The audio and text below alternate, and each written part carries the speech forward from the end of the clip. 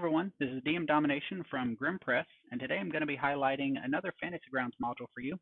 Today, the Complete Armorer's Handbook, Weapon and Upgrade System by Heavy Arms. This is a fantastic module for any campaign, but specifically for any Fantasy Grounds campaign, as it allows you to revolutionize your equipment system to reflect a more historically accurate system, as well as providing numerous options for you to upgrade your equipment from a both physical standpoint as well as a magical standpoint in terms of the Runic magic system that has been introduced. Jumping right in, I want to show you my favorite way to view a module like this, and that's going to be going down to the bottom right and opening the library banner. And if you have the supplement loaded, you'll be able to open up all of the Fantasy Grounds entries and look at them individually if you would like to. But the best way to view it is going to be the reference manual. Now, me personally, because this module has a lot of tables in it, I like to expand the reference manual out to encompass the whole screen for demonstration purposes, but you can adjust it as you need to.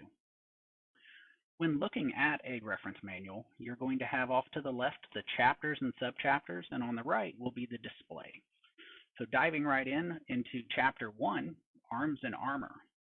I'm going to want to highlight a couple things for you real quick, such as the Armor and Shield revisions. Jumping down here, you can see that the armor system has been revised to reflect a more historically accurate system. And you can take a look here and see the light armor now only includes 2 types of armor, and many of the others have been changed, including shields. The revised armor items are listed in complete here, as well as the actual new armors are listed here at the top. Each one will have its own item, fully coded for Fantasy Grounds and ready to go. In addition to the revisions, we have an armor upgrading system. Here you can see the details on how that will work and the actual options for armor upgrades. Armor upgrades in Fantasy Grounds are going to be templates that you can apply to any type of armor you want. They will be detailed here in this table, and the templates are available on the bottom. If templates are new to you, I'm going to give you a quick demonstration of them. Let's grab Armor Proofing, Tier 1.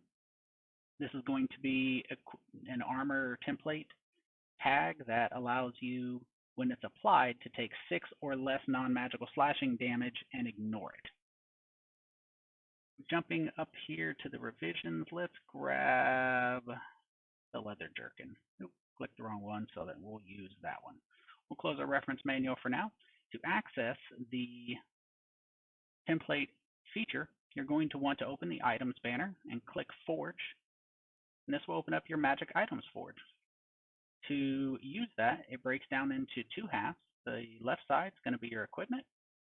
The right side is going to be your template, and you're going to click Forge Item, and you will then have that armor with the template applied. You can apply multiple templates, and you will notice that each template has its own restrictions under subtype.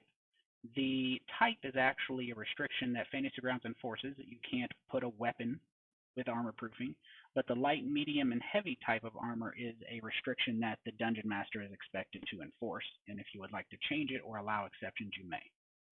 So any of the templates in this module and any Fantasy Grounds module will work the same way.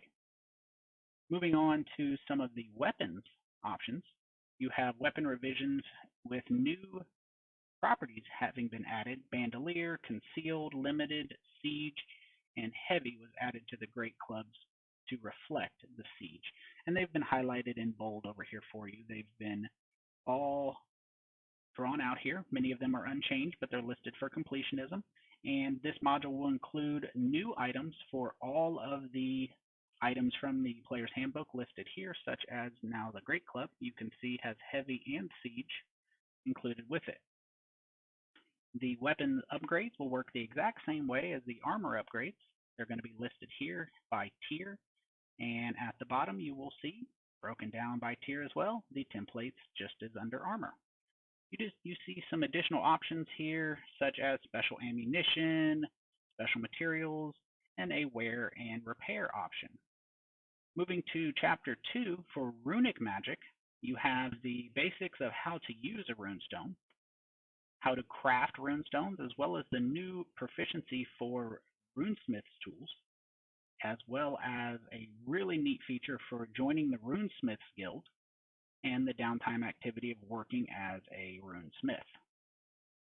The actual runes can be listed here for weapons and armor, and rune descriptions are listed here with each each item found directly below it. You have a large list of them, but the author specifies that you do not need to be limited to these runes. You can create your own. And lastly, you have an appendices that is much more useful than the standard appendices. You have a weapon upgrade analysis. For those of you who love numbers, you have how each weapon upgrade will change that damage on an average level, as well as the damage dice changed and the total cost. There are notes to let you know how to keep it balanced. So when you're creating something new for this module, you don't have to worry about doing the math. It's already done for you.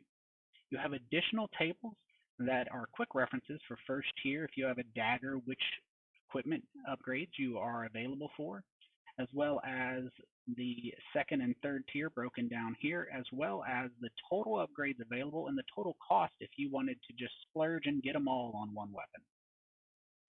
Some proficiency tables, the likelihood of succeeding if you are a first level character, proficiency modifier +2, and assuming the dexterity modifier at the bottom here, or intelligence, as using the standard array, your chances of accomplishing these.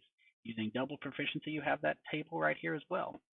And last but not least, the author has been kind enough to provide an FAQ explaining his motivations in designing this system and what the thought process was, so when you're designing your own system to go along with this or supplemental runes, you will be able to understand the thought process and follow along.